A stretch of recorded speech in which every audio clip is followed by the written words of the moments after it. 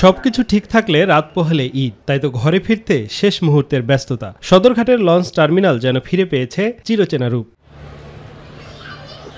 কিন্তু যাত্রী সংকটের কারণে ভোর ৬টায় ছাড়ার কথা থাকলেও সকাল ১১টা অবধি ছাড়েনি কিছু লঞ্চ। এতে ক্ষুব্ধ যাত্রীরা।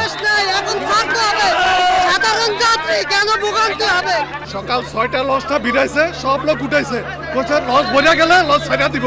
এখন ১১টা বাজে, ভিতরে কোনো একটা জায়গা নাই, ভাড়া দেওয়ার। এখন লঞ্চটা ১১টা বাজে, এখনো লঞ্চ ছাড়ে না। অতিরিক্ত যাত্রী, এখন ভিতরে বাচ্চারা গরমে অনেক বাচ্চা অসুস্থ হয়ে যেতেছে, তাদেরকে গায়ে কোনো কথা লাগতেছে না। রোজা রেখে লঞ্চ আসছে, অনেক কষ্ট হচ্ছে। মানুষ অনেক বয়স্ক লোক আছে, মুরব্বী, ওনারা বলতেছে বাবা গরমে অনেক মানুষের প্রেশার, অনেক চাপ, এজন্য মানুষ অনেক ক্লান্তি হয়েছে। কিন্তু লঞ্চটা ভরে গেছে, এখন যদি লঞ্চটা ছেড়ে দেয় তাড়াতাড়ি, তাহলে হচ্ছে মানুষ স্বাচ্ছন্দ্যে যেতে পারে। ঠিক আছে। অবশেষে সেনাবাহিনী এসে পরিস্থিতি নিয়ন্ত্রণে নেয়, নিজ গন্তব্যে ছেড়ে যায় লঞ্চ। দু একটি এমন অভিযোগ ছাড়া বেশিরভাগ লঞ্চই সময় মতো টার্মিনাল ছেড়েছে।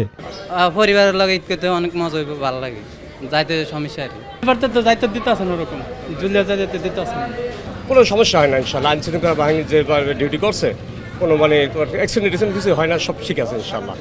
এবার তো কমই ভিড়, আগে অনেক ভিড় হইতো। রমজানের শেষ দিনে যাত্রীদের চাপ বেড়েছে সদরঘাটের লঞ্চ টার্মিনালে। প্রিয়জনের সাথে ঈদের ছুটি কাটাতে ঘরে ফিরছেন রাজধানীবাসী, আর তাদের এই ঘরে ফেরা সুন্দর করতে কাজ করছে র্যাব, পুলিশ, নৌপুলিশ সহ সেনাবাহিনী। ঈদের ছুটি কাটিয়ে নিরাপদে সবাই রাজধানী ফিরে আসুক, এটাই প্রত্যাশা এখানকার সবার। আফজাল হোসেন, মাই টিভি, ঢাকা।